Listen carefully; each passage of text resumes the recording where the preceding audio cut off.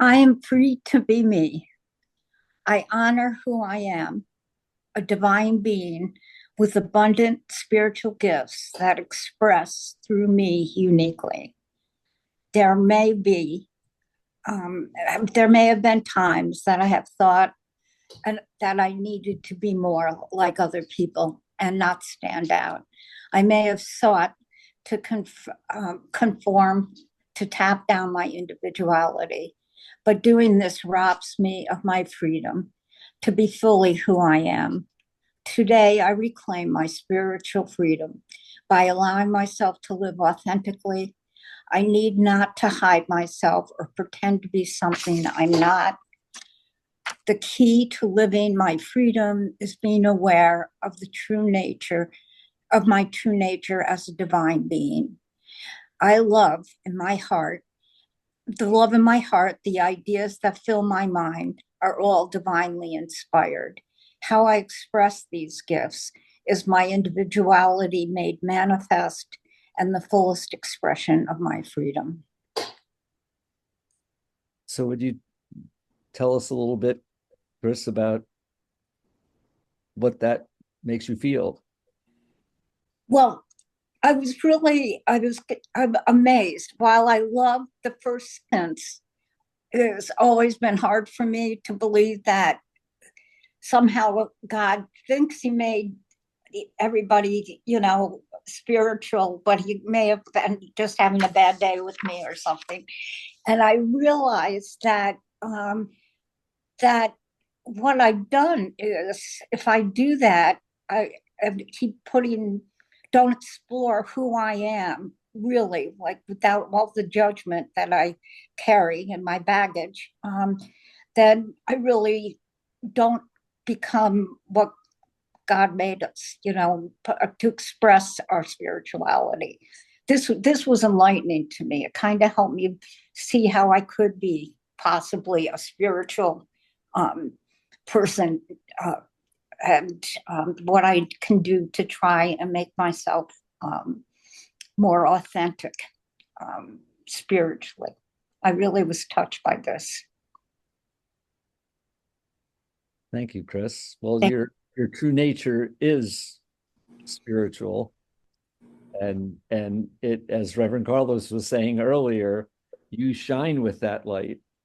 You you don't need to, uh, so like when you're thinking about not shining with that light, right, then you're actually blocking it.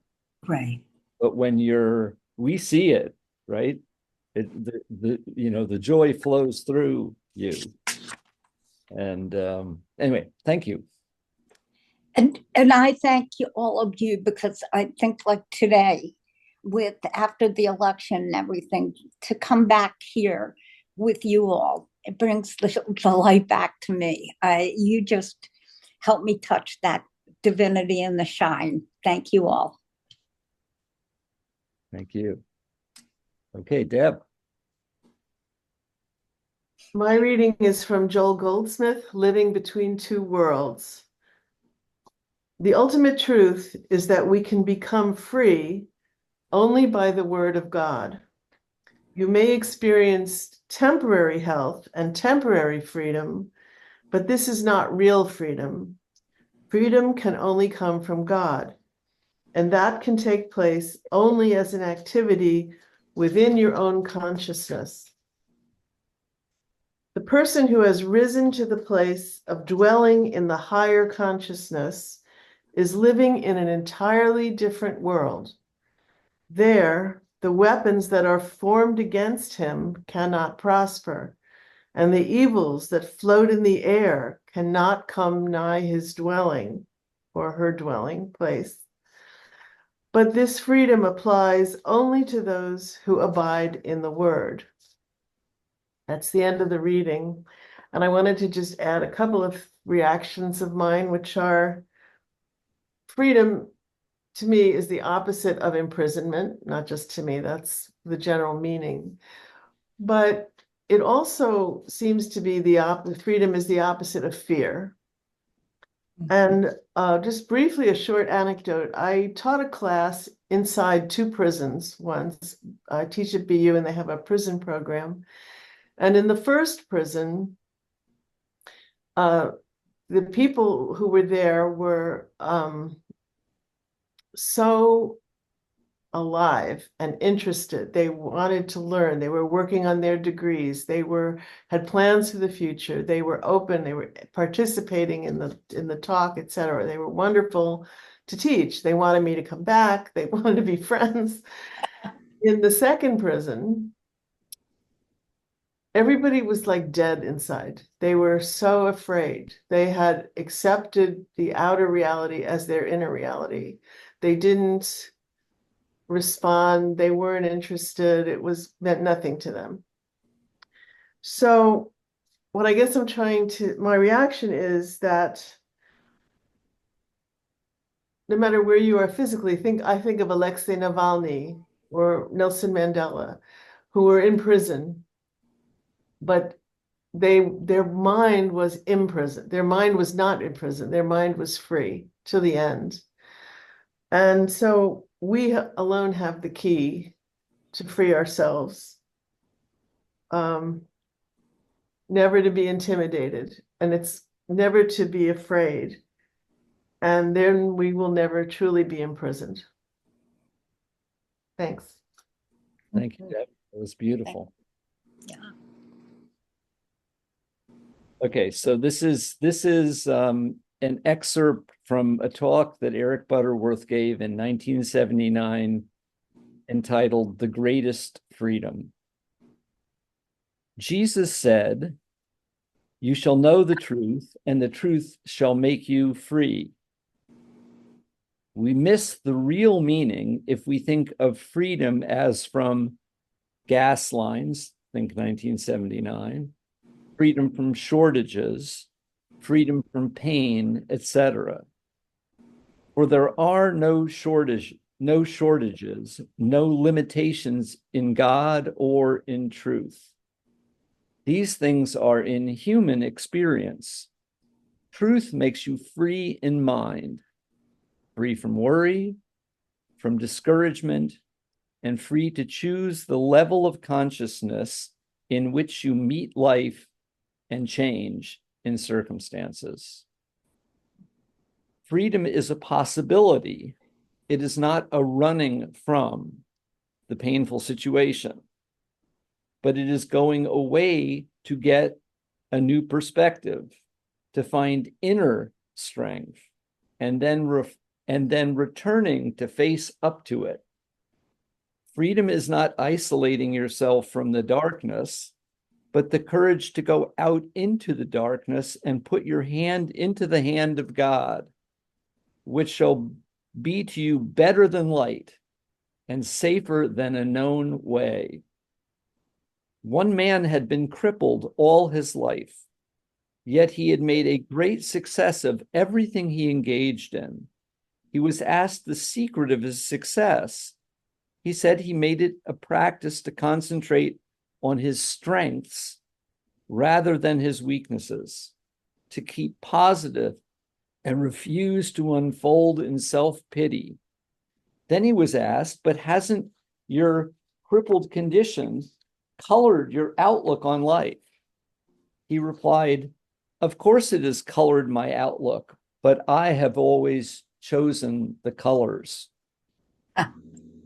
We missed the point if we insist that if a man were really free, he would no longer be crippled. There are many physically sound people who are mental cripples, and many unusual persons like this man who have physical handicaps and still have a freedom that transcends the limitations. The greatest freedom is not freedom from things or conditions. It is the freedom to be, the freedom to choose the kind of thoughts you think in the face of things. In the book of Revelations, we read, behold, I have set before thee the door open, which no man can shut. Remember Shakespeare's classic lines from As You Like It, quote, sweet are the uses of adversity, which like the toad ugly and venomous, wears yet a precious jewel in its head. And this our life, exempt from public haunt, find tongues in trees, books in the running brooks, sermons in stones, and good in everything. This is an important key. You too can find good in everything. Any challenge or change can work for good, and you can make a blessing out of whatever appears to be a handicap if you will take your stand and choose the kind of attitudes with which you something it all. Know that the door is forever open, and get yourself to its inexorable flow. The greatest freedom is the freedom to know the truth in the face of that which is negative. It is the freedom to be creative in spite of the problem. It may eventuate a healing process leading to freedom from the problem itself. But sometimes we put so much effort in trying to demonstrate freedom from the conditions that we create an inner resistance that negates the outer gains. In other words, we must be sure that we are willing and not just willful, to know that there is an open door that no man may shut. But it is a divine flow and not just a particular way that it must express. It means to keep open in mind, to keep positive in thought, to keep loving in tone. Today, let us reflect upon this new insight into freedom, not the attempt to get freedom from oppression, from people, from problems, from pain, from insecurity. Let us begin to think of freedom in a more creative sense, the freedom to be, to become something, to be big enough to deal with the experiences of life, not just freedom to erase difficulties and to eliminate people as we may be subconsciously desiring, but rather freedom to release our spiritual capacities. When we understand this, we will begin to let go not only of our problems, but also of our rigid metaphysical concepts about them, and then to begin each day anew in our quest for understanding. For the greatest freedom is the choice to begin again.